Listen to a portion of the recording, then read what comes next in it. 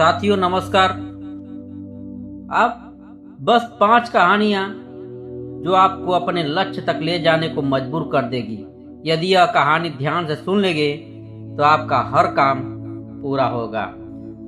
पहला, सफलता का रहस्य जो सुकरात जी ने बताए हैं। एक बार एक व्यक्ति ने महान फिलोसोफर सुकरात से पूछा कि सफलता का रहस्य क्या है, what is the secret of success. सुकरात ने उस इंसान को कहा कि वह कल सुबह नदी के पास मिले, वहीं पर उसे अपने प्रश्न का जवाब मिलेगा। जब दूसरे दिन सुबह वह व्यक्ति नदी के पास मिला तो सुकरात ने उसको नदी में उतरकर नदी गहराई मापने के लिए कहा। वह व्यक्ति नदी में उतरकर आगे की तरफ जाने लगा। जैसे ही पानी उस व्यक्ति के नाक तक पहुंचा, पीछे से सुकरात ने आकर अचानक से उसका मुंह पानी में डुबो दिया। वह व्यक्ति बाहर निकलने के लिए छटपटाने लगा, कोशिश करने लगा, लेकिन सुकरात थोड़े ज्यादा स्ट्रांग थे। सुकरात ने उसे काफी देर तक पानी में डुबोए रखा। कुछ समय बाद सुकरात ने उसे छोड़ दिया और उस व्यक्ति ने जल्दी से अपना मुंह पानी से बाहर निकालकर जल्दी सांस ली। सुकरात ने उस व्यक्ति से पूछा, जब तुम पानी में थे तो तुम क्या चाहते थे? व्यक्ति ने कहा, जल्दी से बाहर निकलकर सांस लेना चाहता था। सुकरात ने कहा, यही तुम्हारे प्रश्न का उत्तर है। जब तुम सफलता को उतनी ही तीव्र इच्छा से चाहोगे जितनी तीव्र इच्छा से तुम सांस लेना चाहते हो, तो तुम्हें सफलता निश्चित रूप से मिलेगी। और दूसरा, अभ्यास का महत्व। प्राचीन समय में विद्यार्थी गुरुकुल में रहकर ही पढ़ा करते थे। बच्चों को शिक्षा ग्रहण करने के लिए गुरुकुल में भेजा जाता था। बच्चे गुरुकुल में गुरु के सानिध्य में आश्रम की देखभाल किया करते थे और अध्ययन भी किया करते थे।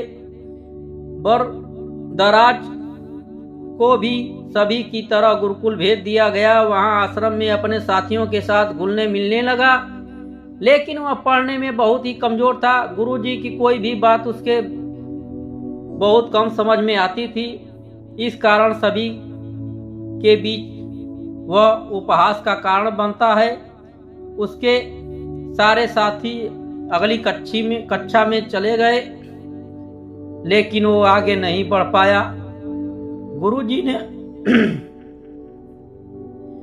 गुरुजी ने भी आखिर हार मानकर उसे बोला, बेटा बरदराज, मैंने सारे प्रयास करके देख लिए हैं। अब यही उचित होगा कि तुम यहाँ अपना समय बर्बाद मत करो, अपने घर चले जाओ और घर वालों की काम में मदद करो।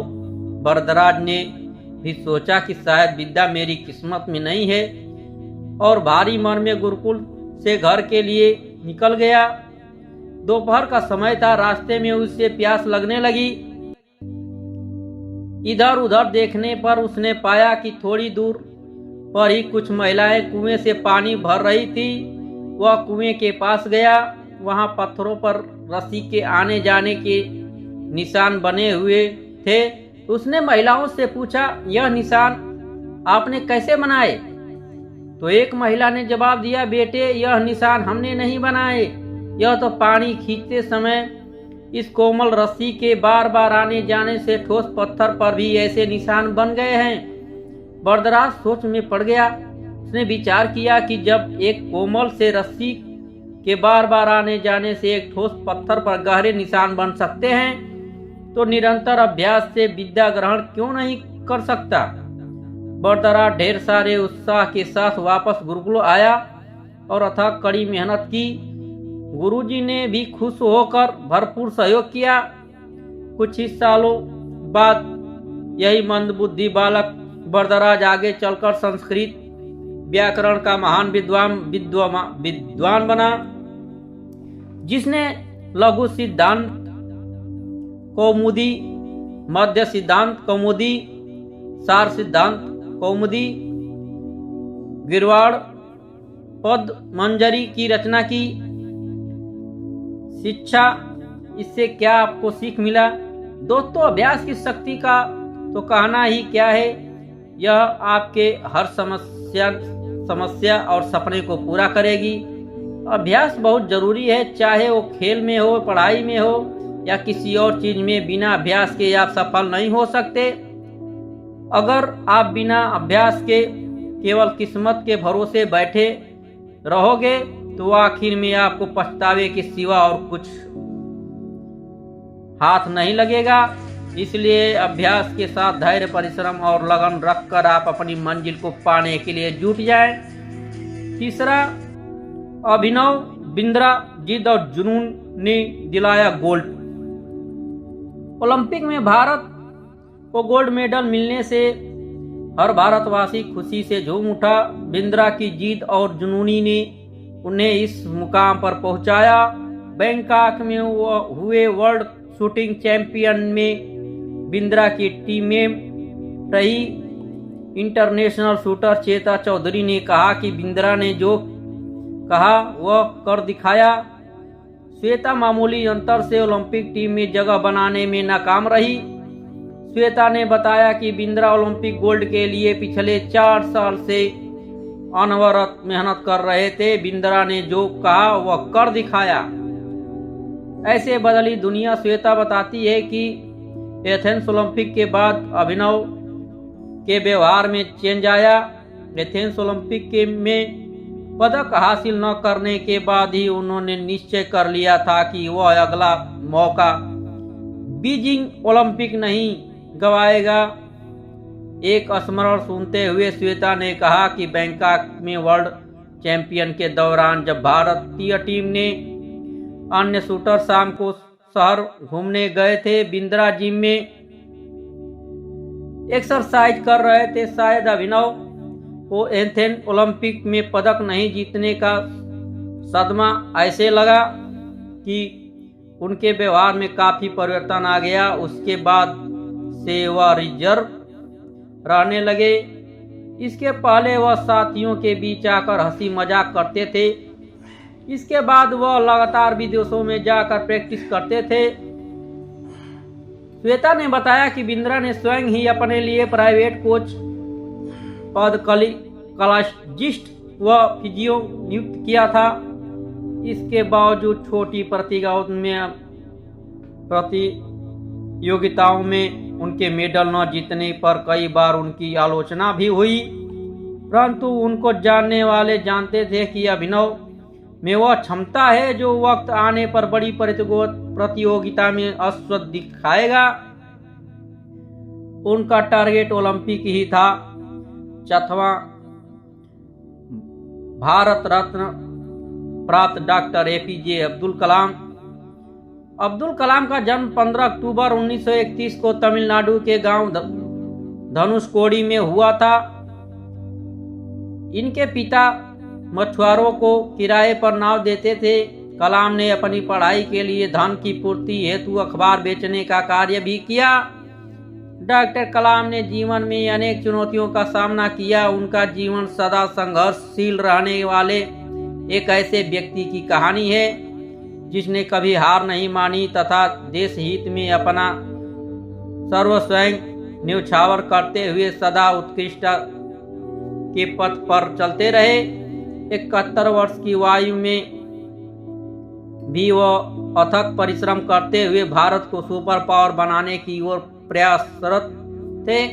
भारत रत्न डॉक्टर अब्दुल कलाम भारत के 11वें राष्ट्रपति बने। वे भारत रत्न से सम्मानित होने वाले तीसरे राष्ट्रपति हैं। भारत के मिसाइल कार्यक्रम के जनक डॉक्टर कलाम ने देश को अग्नि एवं पृथ्वी जैसी मिसाइलें देकर चीन व पाकिस्तान को इनकी रेंज में लाकर दुनिया को चौंका दिया। एक बार एयरफोर्स के पायलट के साक्षात्कार में 9वें नंबर पर आने के कारण कुल 8 प्रत्याशियों का चयन करना था। उन्हें निराश होना पड़ा था। वे ऋषिकेश बाबा शिवानंद के पास चले गए एवं अपनी व्यथा उन्हें सुनाई। बाबा ने कहा, बाबा शिवानंद का कहने का अर्थ यह था कि असफलता से निराश होने की आवश्यकता नहीं। यह सफलता आपकी दूसरी सफलताओं के द्वार खोल सकती है। तुम्हें जीवन में कहाँ पहुंचाना है इसका पता नहीं। आप कर्म करो, ईश्वर पर विश्वास करो। डॉक्टर कलाम का जीवन हर उस नवयुवक के लिए आदर्श प्रेरणा स्रोत है जो अपने जीवन में एक असफलता मिलने पर ही निराश हो जाते हैं। डॉक्टर कलाम ने अपने सारे जीवन में निस्वार्थ सेवा कार्य किया। उनका राष्ट्र प्रेम और उनका देशभक्ति का जज्बा हर भारतीयों के लिए सबक एवं प्रेरणा का पुंज है और हमेशा रहेगा। पांचवा, महान गणितज्ञ रामानुजन के पक्के। रामानुज का जन्म एक गरीब परिवार में 22 दिसंबर 1887 को तमिलनाडु के ईरोड कस्बे में हुआ था। उनके पिता एक साड़ी की दुकान पर क्लर्क का काम करते थे। रामानुजन के जीवन पर मां का बहुत प्रभाव था। जब वे 11 वर्ष के थे उन्होंने एस.एल.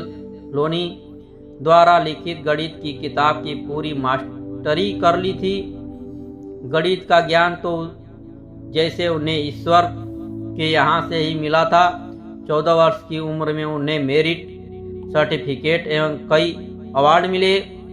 वर्ष 1904 में जब उन्होंने टाउन हाउस स्कूल से स्नातक पास की तो उन्हें के रंगनाथा राव पुरस्कार प्रधानाध्यापक कृष्ण स्वामी अय्यर द्वारा प्रदान किया गया। वर्ष 1909 में उनकी शादी हुई। उसके बाद वर्ष 1910 में उनका एक ऑपरेशन हुआ। घर वालों के पास उनके ऑपरेशन हेतु पर्याप्त राशि नहीं थी।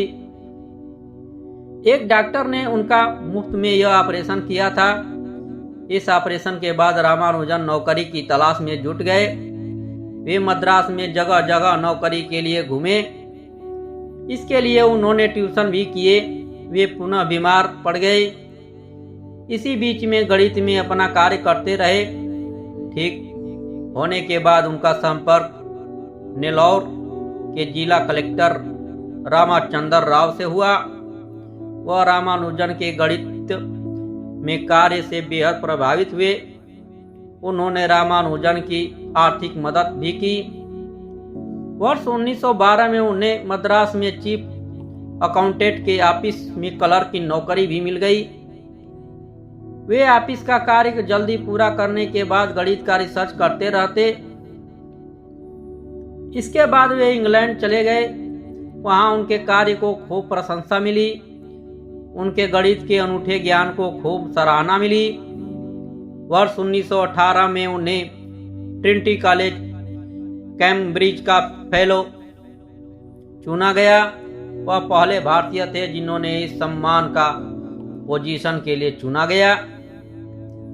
बहुत मेहनती एवं धून के पक्के थे। कोई भी विषम परिस्थिति, आर्थिक कठिनाइयां, बीमारी एवं अन्य परेशानियों उन्हें अपनी धून से नहीं डिगा सकी। वे अंततः सफल हुए।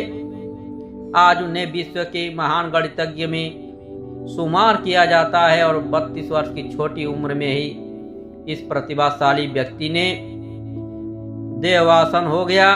दुनिया ने एक महान गणितज्ञ को खो दिया।